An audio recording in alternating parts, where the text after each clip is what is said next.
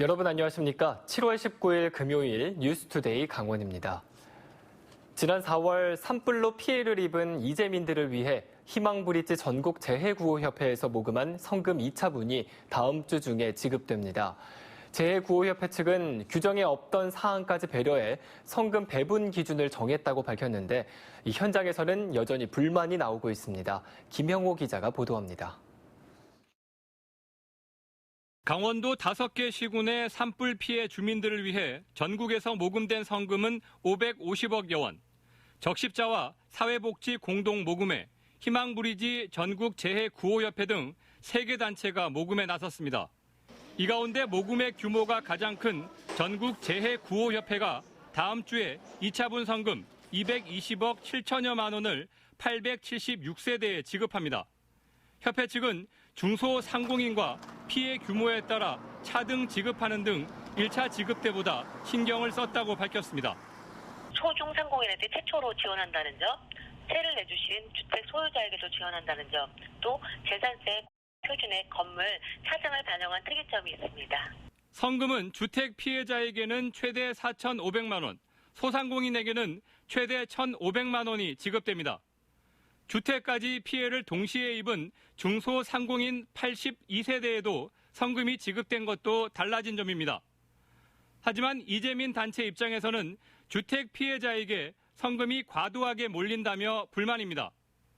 주택이 완전히 불에 탄 경우 이번 성금까지 받으면 최대 1억 5천만 원을 받게 됩니다. 주택 위주로 이제 배분이 됐는데 앞으로 향후에 비상대책위원회는 그런 부분을 좀 아쉽긴 하지만 앞으로 소상공인이 어려운 점을 좀 더 그 보상을 받을 수 있도록. 협회 측은 소상공인 구호금 지급 근거가 없었는데 그나마도 요청을 받아들여 위로금 차원에서 지급한 것이라고 밝혔습니다.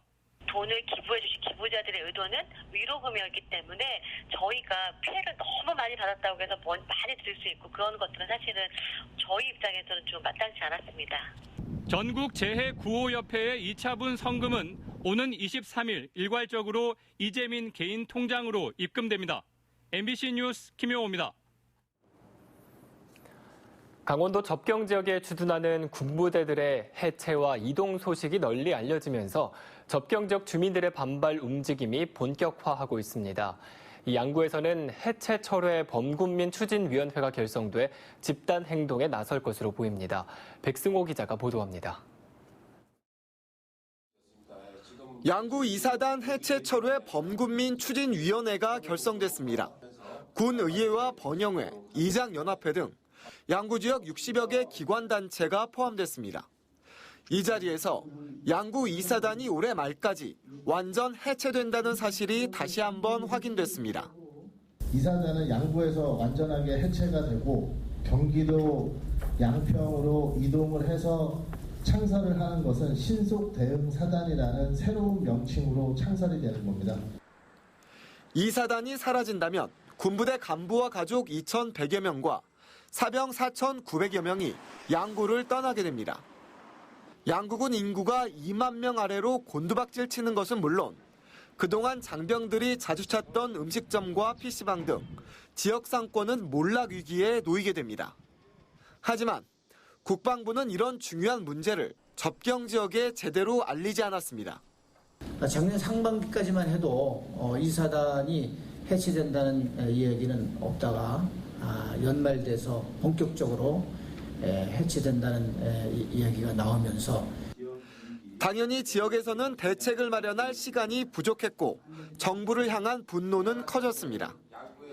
늦었지만 범군민 추진위는 정부에 2사단 해체 철회를 요구하고 지역을 살릴 대책 마련을 촉구했습니다. 만약 어떤 요구도 받아들여지지 않는다면 권리대여와 시위 등 대정부 투쟁에 나설 방침입니다. 우리가 필요하면 국방부도 가야 되고 청와대도 가야 돼요. 저한테 주어진 거라면 제가 삭발하고 빨간띠 메고 가겠습니다. 군부대 해체와 이동에 따른 접경 지역의 반발은 앞으로 더욱 거세질 전망입니다. 화천에서는 27사단이 해체되고 철원 6사단이 경기도로 이전되는 등 접경 지역마다 비상 상황입니다. 강원도와 접경 지역은 긴급 간담회를 갖고 군부대 해체와 이동에 따른 대책을 논의할 예정입니다. MBC 뉴스 백수호입니다. 잊을만 하면 발생하는 장애인 성폭행 사건이 최근 다시 잇따르고 있습니다. 이 장애 여성 성폭력을 줄이기 위한 지역사회 돌봄 협력도 필요하겠지만 이 장애인의 성폭력 사건을 전담할 수 있는 전문가 확보도 시급합니다. 황구선 기자입니다.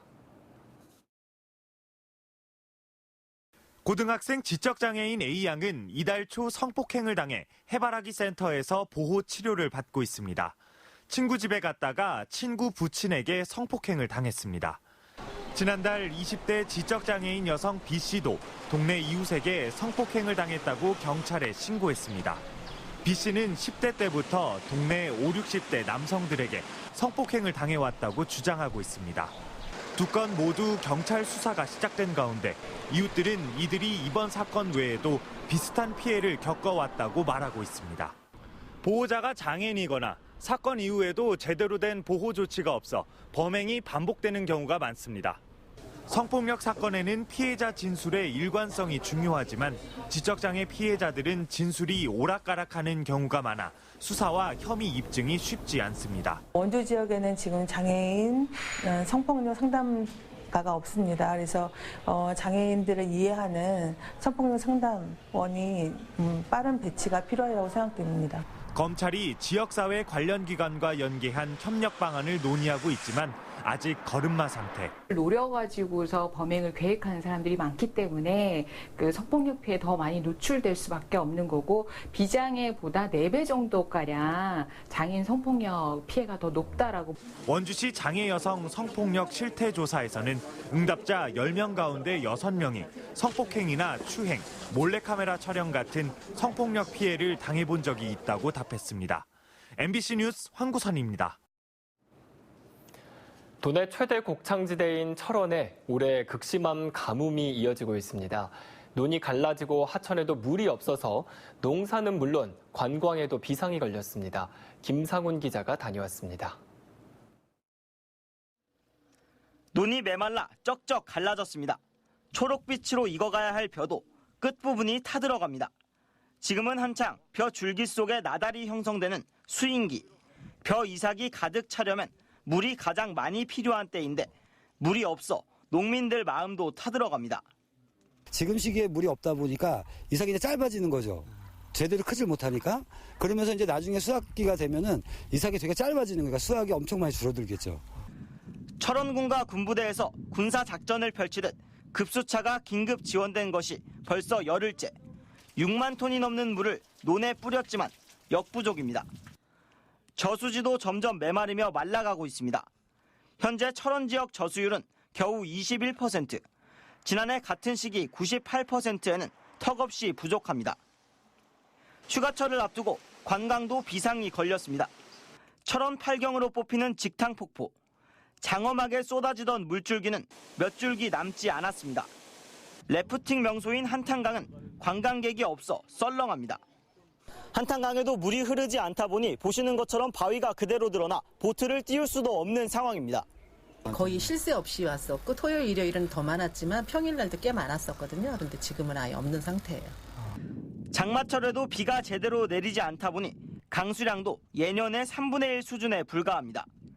철원군도 급수차를 투입하는 등 가뭄 해갈에 힘쓰고 있지만 비를 기다리며 하늘만 쳐다보고 있습니다. 지금 대응을 하고 있는데 실질적으로 이제 비가 와야지만 해결되는 상황이라서 많이 부족한 실정이고. 다행히 이번 주말 비 소식이 예보돼 있지만 강수량이 적으면 가뭄 재난이 닥치는 상황. 비가 오지 않는 마른 장마에 가뭄이 이어지면서 농민들의 속도 타들어가고 있습니다. MBC 뉴스 김상훈입니다. 쌍용량회 동해 공장에 화물 트럭 전용 도로를 놓고 동해 지역에서 논란이 이어지고 있습니다. 환경을 훼손하고 친수 공간 이용이 어렵다는 반발이 나오고 있는데 어떤 개선 방안이 있을지 전문기관에 연구를 맡겨보기로 의견이 모아졌습니다. 유인호 기자가 보도합니다. 동해항에서 유연탄을 실은 트럭들이 쌍용량회 동해 공장으로 향합니다. 20톤에서 25톤 트럭들인데 편도 기준으로 하루 평균 1,200번 정도 다닙니다. 1시간당 평균 50번이니까 대략 1분에 한 번은 지나갑니다. 쌍용양회가 1984년에 개설한 이 전용도로는 동해시의 가장 큰 하천인 전천을 따라 개설돼 있는데 하천 가장자리에 친수공갈이 조성되면서 이용에 불편을 느낀 시민들의 불만이 나오고 있습니다. 최근에는 전용도로를 폐지해야 한다는 주장까지 제기됐습니다. 시에서 이제 전천을 친수공간을 만든다고 지난 2005년부터 한 400억 원 정도를 투자를 했어요. 그런데도 전용도로하고 벨트 컨베이어 때문에 지금 제대로 역할을 못하고 있거든요. 그래서 자동차 전용도로인 42번 국도를 이용하면 이 문제가 동시에 해결될 수 있다. 저는 그렇게 봅니다. 단순한 사안이 아니라는 의견도 많습니다. 수많은 대형 트럭이 국도를 이용하면 과속과 먼지, 소음, 사고 위험 등이 만만치 않을 거라고 걱정하는 겁니다. 쉽게 판단하기 어려운 사안을 놓고 논란이 오가던 끝에 쌍용양회가 전문기관에 검토 용역을 맡겨 개선 방안을 마련해보는 쪽으로 의견이 모아졌습니다. 장기적으로는 폐쇄를 해야 되는 게 맞으니까 당장 그렇다고 이전하기는 어렵고, 그러니까 단기적으로는 현 도로에 대한 문제점하고 개선 방안을 도출하는 거고, 또 좀 중기적으로는 대체 우회로를 확보해서 전천을 완전히 시민의 품으로 돌려주자, 그런 관점에서 이제 검토를 할 겁니다. 동해시는 올해 말로 끝나는 전용도로 하천 점용을 일단 단기간 연장해주고 용역 결과를 지켜보겠다는 입장입니다. 다만 해당 기업에서 돈을 대는 용역이라 결과가 얼마나 객관적이고 설득력을 가질 수 있을지는 지켜봐야 할 것으로 보입니다. MBC 뉴스 유인호입니다. 강원도가 춘천 속초 동서고속화철도 사업의 조기 추진을 위해 속도를 내고 있습니다. 강원도는 춘천 속초 동서고속화철도 기본계획 수립과 고시를 빨리 확정하기 위해 국토부 기재부와 총사업비 협의에 나섰습니다. 또 사업 기간 단축을 위해 기본 실시 설계를 동시에 발주하고 환경 쟁점 구간에 대한 설계와 시공 시행 등을 국토부와 철도공단 등에 건의했습니다. 강원도는 기본 계획 수립과 고시가 확정되면 올해 하반기에 설계 용역에 착수할 수 있을 것으로 기대하고 있습니다. 여름 휴가철 특별 교통 대책이 추진됩니다. 강원도는 오는 25일부터 다음 달 11일까지 특별 교통 대책 상황실을 운영하고 주요 고속도로 나들목과 상습 교통 체증 구간에 우회도로 안내 표지판을 설치하기로 했습니다. 또 이 기간 동안 시외버스를 하루 28번 증회 운영하고 시내 농어촌 버스는 수송 수요에 따라 지역 실정에 맞게 조정할 계획입니다. 이에 앞서 운수업체 수송 차량에 대한 안전 점검과 운수 종사자 안전 교육을 24일까지 마무리할 예정입니다. 강원도는 오는 22일부터 9월 말까지 쿨 맵시데이를 시범적으로 운영합니다. 쿨 맵시데이는 에너지 절감을 위해 직원들의 반바지와 샌들 착용을 허용하는 것으로 최근 공직사회에서 확산 바람이 불고 있는 제도입니다. 강원도는 이 기간 동안 쿨맵시데이를 시범 운영한 뒤 도민들을 대상으로 만족도 조사를 실시해 제도의 지속 여부를 결정할 계획입니다. 여름철 벌과 뱀의 부상자가 잇따라 발생함에 따라 강원도 소방본부가 주의보를 발령했습니다. 강원도 소방본부는 이달 들어 지난 17일까지 벌 쏘임 70명과 뱀 물림 10명 등 모두 80명의 환자가 발생했고 벌집 제거 출동 요청은 1,593건으로 하루 평균 90건 출동했다고 밝혔습니다. 도소방본부는 8, 9월은 말벌 번식기이고 뱀은 먹이 활동이 가장 왕성한 시기라며 야외 활동 시 각별한 주의를 당부했습니다. 환경단체들이 삼척 포스파워 화력발전소의 건설 중단을 촉구하고 나섰습니다. 삼척 화력발전소 반대투쟁위와 녹색연합 등은 어제 삼척시청 앞에서 집회와 기자회견을 갖고 석탄 화력발전소는 이미 사양산업이고 대기오염과 기후변화의 주범이라며 삼척에 건설 중인 포스파워 화력발전소의 공사 중단을 요구했습니다. 특히 발전소 건설 현장에서 문화재 가치가 있는 지하 동굴이 발견됐는데도 공사가 강행되고 있다며 환경 영향 평가 부실과 미온적인 사후 관리를 지적했습니다. 고성군은 3개의 민간 업체와 800억 원 규모의 관광 개발 투자 협약을 체결했습니다. 민간 업체는 송지호 관광지 내에 휴양과 비즈니스가 결합된 사무공간과 테마파크, 그리고 문화공연장 건설 사업을 추진할 계획입니다. 고성군은 송지호 관광지의 민간 개발 사업이 완료되면 정부 공모에 선정된 해중 경관지구 사업과 오토 캠핑장 등과 연계한 대규모 관광지구로 발전을 기대하고 있습니다. 도내 체납기 어선의 올해 러시아 수역 원정 조업이 다음 주부터 시작될 예정입니다. 근해 체납기 연합회에 따르면 이르면 오는 25일부터 도내 근해 체납기 어선 22척이 순차적으로 러시아 연해주 수역에 출어할 것으로 예상됩니다. 러시아 수역 조업은 오는 10월까지 이뤄지며 지난해 도내에서는 20척의 체납기 어선이 출어해 1,064톤의 오징어를 잡았습니다. 원주시 단계동 농산물 도매시장이 도심 외곽으로 이전하고 그 규모도 확대될 것으로 보입니다. 원주시는 농산물 위주인 도매시장을 축산물과 수산물 거래가 가능한 종합 도매시장으로 기능을 확장하기로 하고 강원연구원에 사업 방식과 이전 위치 선정을 위한 용역을 발주했습니다. 2000년 조성된 이 원주 농산물 도매시장은 시설 노후에다 저온 저장 시설 추가 확보 필요성이 대두되면서 확장 이전이 거론되고 있습니다.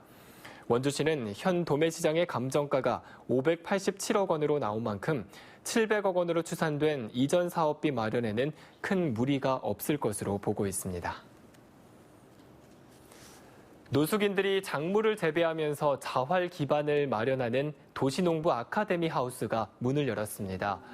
원주시 사회복지협의회와 원주 노숙인센터 그리고 건강보험심사평가원 등이 참여하는 이번 프로젝트는 지역 노숙인들이 작물 재배 컨테이너에서 작물을 생산하고 시중에 판매하도록 돕게 됩니다. 또 심리치료와 직업, 경제관념 교육도 함께 진행해 사회로 복귀할 수 있도록 지원할 예정입니다.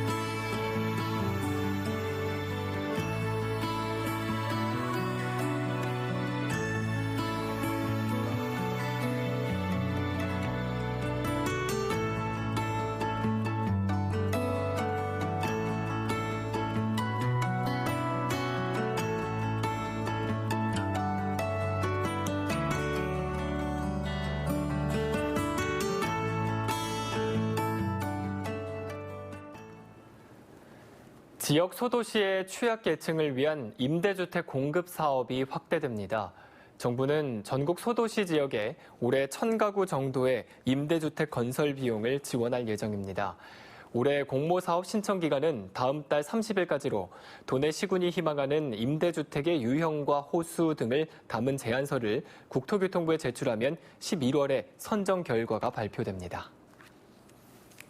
이상으로 뉴스투데이 강원을 마칩니다. 고맙습니다.